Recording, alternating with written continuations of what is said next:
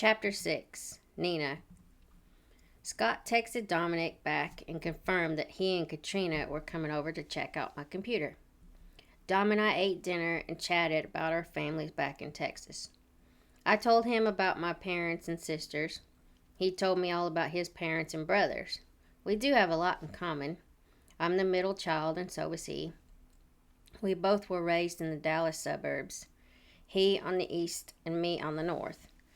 We both came to Aurora Vista for work, but would love to go back to the great state of Texas. I feel comfortable talking to him and think he's feeling the same way. Once we're done with dinner, I gather our dishes and take them to the sink to rinse them off before putting them in the dishwasher. Dom puts the leftovers in the fridge and wipes down the stove and island. The doorbell rings and he walks over to answer the door. Scott and Katrina, the IT wizard, who is here to find the creep that sent the message, are at the door. Dom invites them in, and they come into the kitchen. Katrina sets her laptop bag on the counter and starts to unzip it, pulling out cords and a mouse. Everything she's going to need to get started. Nina, Dominic, this is Katrina Watson. Katrina, this is Nina and Dominic. Nice to meet you. Where's your laptop? Straight to business. Scott stands in the doorway of the kitchen watching this unfold. I sit in the bar stool and pull my laptop toward me, opening it. I click the mouse and it comes to life. Those images are still up. Dominic is standing next to me, close enough to touch. I leaned into his side. He doesn't move away, so I take that as a good sign. He rests his arm on the back of the bar stool. I can feel him touch my ponytail. From this vantage point, if Dom weren't standing here, Scott very well could see the photos. I'm thankful he's blocking his view. I look at Dominic's face and can tell he's avoiding the photos himself. He saw them earlier, and they were bad. I know it, and he knows it. I shake my head, and he puts his hand on my shoulder and squeezes gently. I just can't believe this is happening to me. I lead the most boring life possible, and now it has turned into some soap opera or a mystery novel. I look at Dom and think maybe this could turn into a romance novel. Katrina finally has her laptop hooked up to mine. She's looking at the profile for whoever sent the photos. There's not much to work with, but she gets to type in, and within minutes she says, "This guy isn't very smart. I have his IP address and his name. If you're going to do this kind of stuff, you should really invest in a VPN." I have no idea what she's talking about, but at least she has a potential suspect. I know this is related to my rape. I can assume that the person on the other end of this is the perpetrator. Now all Scott has to do is go arrest him. Scott comes up behind Katrina and asks, "What's the name?" According to this, Patrick Kent. The name doesn't ring any bells with me. Dominic stiffens when he hears the name. "What's wrong?" I ask him. "That guy's a handyman and does work all over town. I've used him here and at the range. I wonder how many other potential victims are out there. How many other homes he's planted cameras in. How he would have known that there would be a single female moving into the rental property you rented. Did he take a chance planting the cameras and got lucky, or was the information innocently spilled by the landlord of the property?" Dom asks no one in particular. There's too many unanswered questions. He puts a protective arm around me and pulls me closer. His concern for me is palpable. His concern for the women in this town is, whoever this guy has done work for is a potential victim. This guy needs to be caught and shut down before anyone else gets hurt. This guy is at every town event, spends time at the bars and restaurants, active in the Chamber of Commerce. Anything you could be involved with, he's there. He has been hiding in plain sight. Scott is on his phone in the living room, talking to someone. I have to assume other officers, giving them the name and location of this Patrick guy. Katrina wrote the information down on a tablet and tore the page off for Scott. She disconnects her computer from mine, and Dominic closes the lid. Katrina didn't even pay attention to the photos and assured me that they are not being shared. She put her laptop and cords back in her computer bag, and her and Scott leave. Dominic is still right there with me, silently reassuring me that everything will be okay and that I'm safe. Scott will arrest the guy, and things will slowly go back to normal. Normal? After being raped and being photographed for months, a year even, what does that look like? How do you go back to the way it was? I can't, and I won't. Nothing will ever be the same. My life has been turned upside down. Sure, I can pick up the pieces and start the arduous process of putting them back together. Sometimes the shards are so tiny that there's no way to fit them all back together. There will be these microscopic holes ruining the whole. The whole will be unusable for anything. My heart will be unusable for anything. I pull out of his hold and say, I'm going to go shower. I don't look back. I can't because it has taken everything in me not to break down. The overwhelming need to collapse to the floor is beckoning, threatening to pull me under. I hurry to the bedroom and close the door softly behind me, then find my body sliding down the door to the floor again. Once my butt hits the floor, the tears start to flow. A sob catches in my throat. I swallow it down. I sit there for a few minutes and climb to my feet, staggering into the bathroom with tear-filled eyes. I close and lock the door. I strip out of my clothes and turn the shower on. I've held it together for most of the day. How did my life get here? I thought moving to Aurora Vista to be hired on at a dream job was a godsend. A marketing manager for a Fortune 500 company. Sure, I could do this job a little closer to home in Texas, but I needed to break free from the nest and find my own way in this world. Now I wish that I had stayed closer to the nest. Maybe this wouldn't have happened to me. I know bad things can and do happen, no matter where you live. Maybe I lived in such a little safe bubble. Bad things just didn't occur there. Maybe I should have stayed in said bubble. Then I think of Dominic.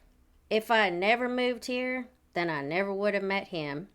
The odds of us running into each other in Texas would have been astronomical. It would have required the sun, moon, and planets to align. But here we are in this small town in this together. Me, damaged, and him working to put me back together. Thank God even in the bad times, because you never know what his plan is for your life. This series of unfortunate events has brought me to him. This may not turn into a love connection, but it brought me to a friend. If he wants to pursue things, I would be open to it. Judging by our conversation earlier today, he isn't necessarily looking, so there is that. I get cleaned up, dry it off, and get dressed. I look terrible and I feel a bad headache coming on. Thank goodness I don't have to go back to work until Monday. I can sleep in. Not too late, but I don't have to get up at 5 a.m. like I usually do. I look in my purse for my headache medicine and see the pharmacy bag. Then that brings me back to reality.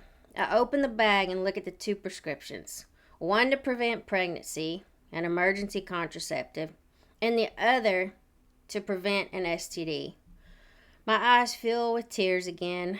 This is becoming a vicious cycle. I never thought I would wind up here. Now that I'm here, I don't want to have some stranger's child. I certainly don't want to contract an STD from said man. My only alternative is to take the pills and hope that I haven't murdered a child. It is my firm belief that if conception occurs, that a human life is started. Hopefully God will forgive me. But I didn't ask for this. I do all the right things, and because of someone else's bad choices, I have to make a hellish choice. I make my way into the kitchen to get some water. Dominic is in his room with the door shut. Good, he won't see me still falling apart. Looking out the large picture window at the back of the house, I can see the full moon through the trees. That reminds me that my period is right around the corner. I have all the symptoms, breast tenderness, mood swings, obviously, cramping. If I take the pill, what will it hurt? My body will do the rest. Nina, what are you thinking about? Dominic stands in the doorway to the kitchen. I jump when he speaks. You scared me. Clutching my chest, I almost lose my grip on the water bottle. Once I get my heart to settle down, I say, The doctor at the hospital gave me some prescriptions for after. I was standing here debating on whether or not to take them. Sorry about that, didn't even mean to sneak up on you. He's silent for a few seconds. What are the prescriptions for exactly? This is opening a whole can of worms because I don't know what he believes as far as what constitutes a life or not. One is to prevent pregnancy and the other is to prevent an STD. On the one hand, I don't want a child being the product of rape, but on the other, I worry about whether or not I'm taking a life. TMI, I know my period's right around the corner, so then should I bother with the emergency contraceptive? It's a whole debate over here. He takes a deep breath, looks down, and finally looks up to say, I can give you my personal opinion, but I know the whole no uterus, no opinion thing will probably be thrown in my face. I personally feel that abortion should never be a choice. Once a child is conceived, that's it. There, I said it. Of course, you have to do what's best for you. I would definitely take the prescription for the STD, but as far as the emergency contraceptive, you will want to think that one over. You mean you can't make the decision for me? I give a half-hearted smile. I don't even want to make the decision for myself. I have my beliefs, and that is what is so hard. If a child has been conceived, and I prevent it from implanting, then I've committed murder. I get it. I wouldn't want to make that decision, and it would be difficult. There is more to popping a pill when you think of it that way. You have your convictions, and I respect that. I think you and I are on the same page. I wish I was firmly grounded in my convictions at this moment. Here I am questioning whether or not to take a pill that may or may not take a human life.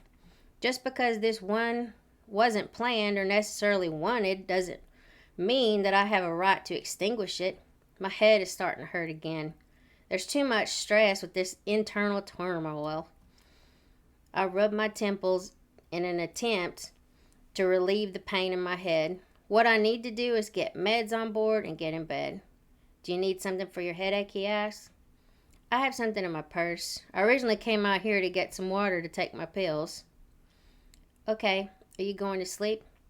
I think I'm going to head to bed soon. I have an early day tomorrow. Oh, by the way, if you want to tag along with me tomorrow, I'm leaving here at 7 a.m. We can test out some more guns. He smiles in an attempt to entice me to come with him. Sure, I will be ready. He walks over to me and pulls me in for another hug. I'll see you in the morning then. He swipes a few strands of hair behind my ear. We head to our opposite ends of the house, closing the doors on whatever it is between us. If there is anything between us. I'm back in the room staring at the meds like they might bite me. I open the pill bottle with the antibiotic STD preventative. I don't want an STD. No, thank you.